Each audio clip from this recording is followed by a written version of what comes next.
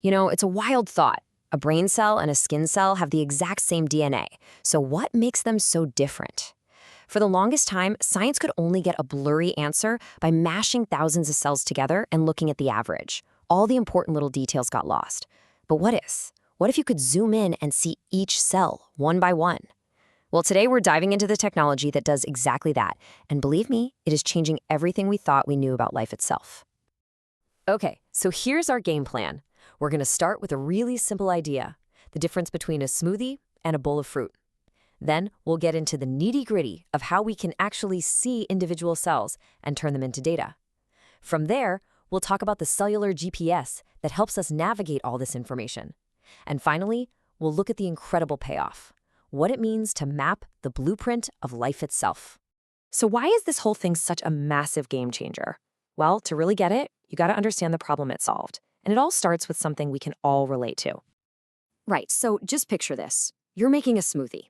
You throw in a bunch of strawberries, a banana, and maybe just one single perfect little blueberry. You blend it all up.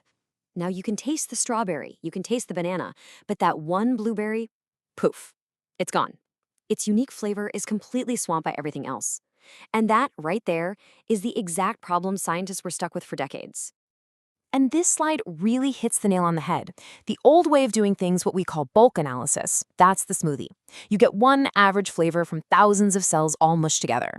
It completely masks what makes each cell special. You totally miss those rare cells, the blueberries, and you have no idea if a change you're seeing is happening in every cell a little bit or in just a few cells a lot. But single-cell analysis? Oh, that is the fruit bowl. You see everything, every strawberry, every banana, every single blueberry. You see the unique contribution of every single cell.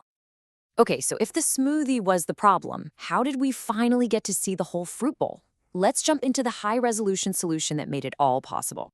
The technology is called single-cell transcriptomics. And here's a good way to think about it.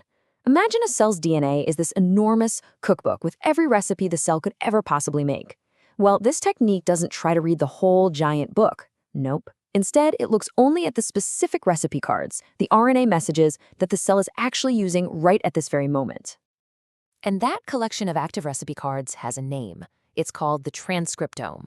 It's an exact snapshot in time of what that cell is up to. Is it fighting off a virus? Is it turning into a neuron? Is it dividing? The transcriptome tells you the cell's identity and its current job with just stunning clarity. All right, so this is where it gets really, really cool. How on earth do you go from a physical piece of tissue to a beautiful digital map of every single cell inside? The process is nothing short of amazing. It's really a four-step journey. First, you have to isolate the cells. They use this incredible method called microfluidics. Think of it like plumbing on a microscopic scale, to trap each individual cell in its own tiny water droplet. Second, inside that droplet, all the cell's active RNA recipes get tagged with a unique molecular barcode. It's basically a cellular zip code. Third, you just pool everything together, all the barcoded recipes from all the different cells, and sequence it all in one massive go. And finally, the computer takes over.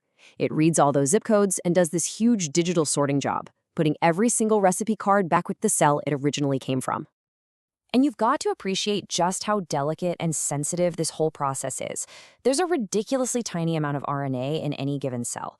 So small, in fact, that you're lucky if you successfully capture even 10 or 20% of it.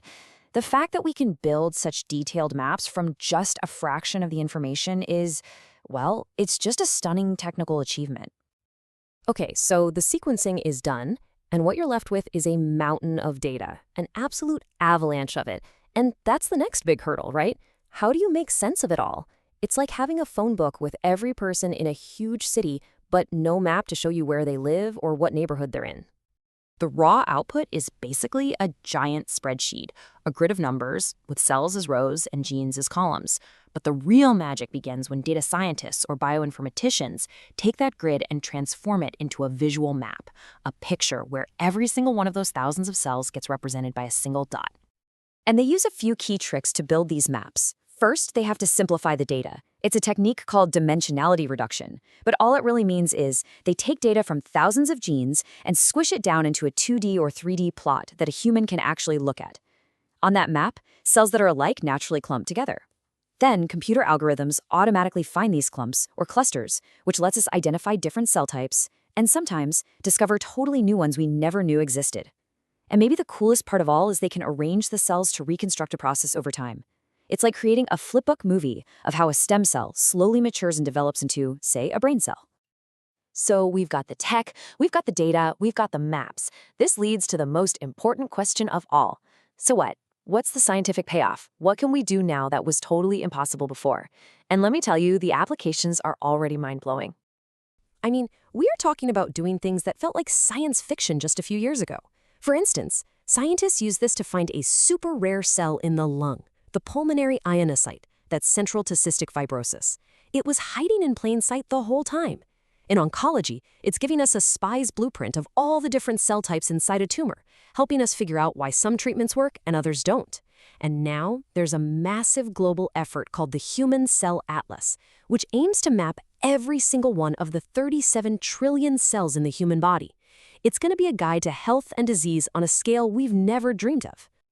And you don't have to take my word for how revolutionary this is. Back in 2018, the journal Science, which is, a pretty big deal, named this the breakthrough of the year.